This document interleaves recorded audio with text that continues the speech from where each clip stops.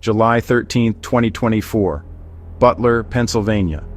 A small town in western Pennsylvania, known for its quiet streets and close-knit community, suddenly found itself at the center of a national crisis.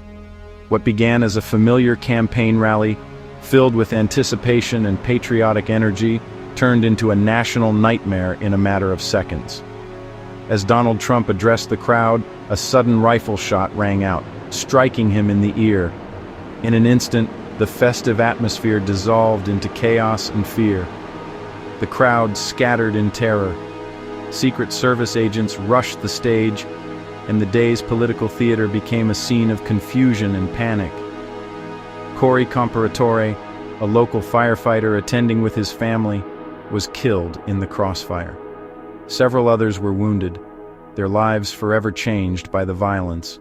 The shooter, Thomas Matthew Crooks, had taken up position on a nearby rooftop, carefully planning his attack from above.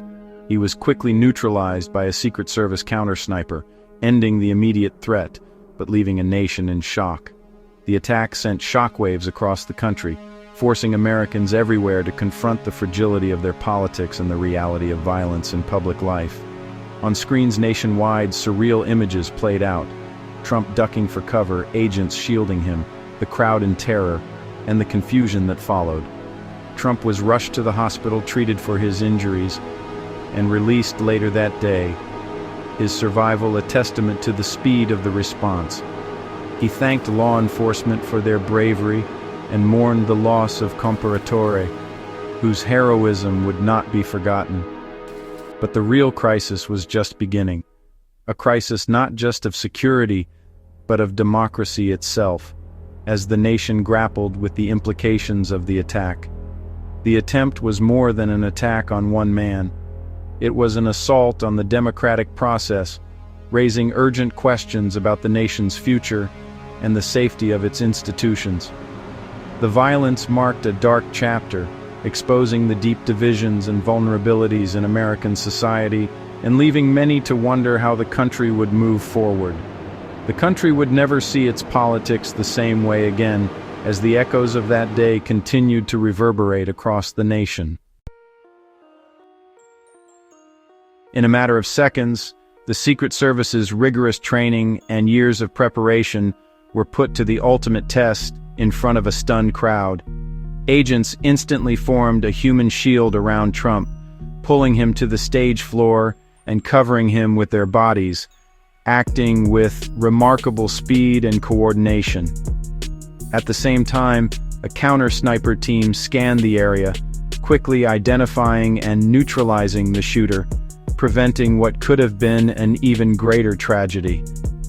Trump was evacuated in under 2 minutes, an operation executed with precision, discipline, and a sense of urgency that left little room for error. The agent's swift actions undoubtedly saved lives, but the attack also exposed a glaring vulnerability in the security perimeter. How did a gunman manage to get so close to the stage, bypassing multiple layers of security? Why wasn't the rooftop, with its clear vantage point, secured before the event began? The Secret Service's heroism in the face of chaos was undeniable, but so were the failures and oversights that allowed the attack to happen in the first place. In the aftermath, questions about security and accountability would soon overshadow even their most courageous moments. The nation demanded answers, and scrutiny was inevitable. As the shock faded, scrutiny turned to the security lapses that enabled the attack. Investigators found the shooter's rooftop was outside the secure zone, left unswept and unmonitored. Experts called it a fundamental error. Any building with a line of sight should have been secured or watched. Coordination between federal and local law enforcement broke down, leaving gaps in coverage. The seams between agencies became the weakest link. The fallout was swift. Secret Service Director Kimberly Cheadle resigned and several agents were suspended. The attack forced a top-to-bottom review of protocols, exposing cracks in the armor of an elite agency. America's system for protecting its leaders was overdue for a reckoning. The attack wasn't just a security failure, it was a symptom of deeper political decay. Years of polarization, eroding trust, and a culture of demonization set the stage for violence. Government shutdowns and political deadlock fed public cynicism, making leaders into targets. The Butler shooting was a stress test for a system already under strain. Rhetoric had grown militant. Opponents were seen as existential threats. The attack was a warning. Democratic norms, respect, nonviolence, rule of law, were fraying. It was a physical and symbolic assault on the presidency and the electoral process. The real danger lay in the sickness of the political culture itself. In the aftermath, a brief moment of unity emerged. Leaders condemned the violence, and the nation mourned. But unity quickly dissolved into partisan blame. Some blamed Trump's rhetoric, others blamed his opponents for fostering hostility. The event became another front in the culture war, with every detail filtered through partisan lenses. What could have been a moment of national reflection became a battle of narratives. Even an assassination attempt couldn't bridge the country's divides. The inability to unite against political violence exposed a dangerous vulnerability. The attack didn't create these divisions. It revealed just how deep they run. America's political immune system was failing. The world watched in shock as news of the attack spread. Leaders from across the globe expressed concern and relief at Trump's survival. But beneath the solidarity was anxiety. The attack was seen as part of a global trend of rising political violence.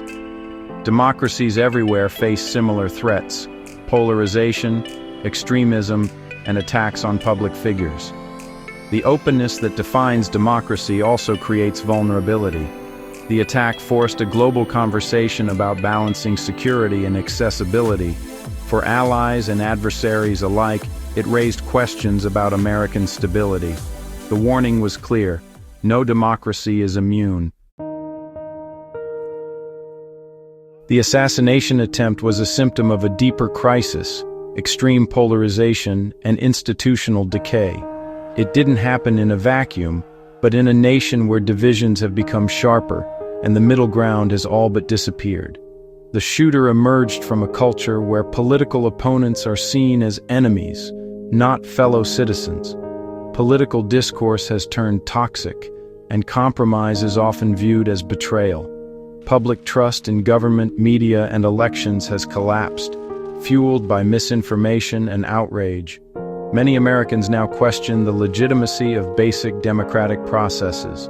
When faith in institutions erodes, conspiracy and extremism thrive. People turn to echo chambers and radical groups for answers, deepening the divide. Dysfunctional government and repeated shutdowns reinforce the sense that the system is broken. Gridlock and partisan battles leave citizens feeling abandoned and powerless.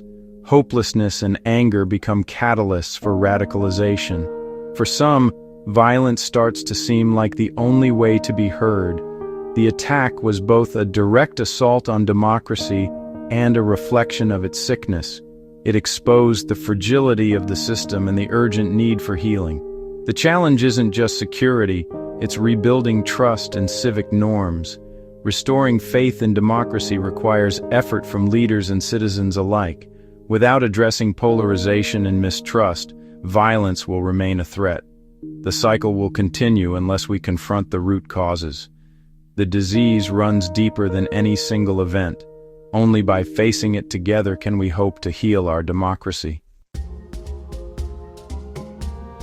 The 2024 assassination attempts forced America to confront the fragility of its democracy.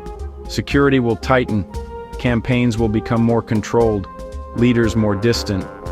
But fortifying leaders isn't enough. Democracy itself must be rebuilt. Political leaders, media, and citizens must lower the temperature, reject demonization, and restore civil discourse. Strengthening institutions and protecting voting rights are essential. When people trust the system, they reject violence. The attacks are a wake-up call. Democracy is a practice, not a guarantee. It demands vigilance, engagement, and a commitment to nonviolence. America stands at the edge. The challenge is to step back and begin the hard work of healing. The future of democracy depends on it.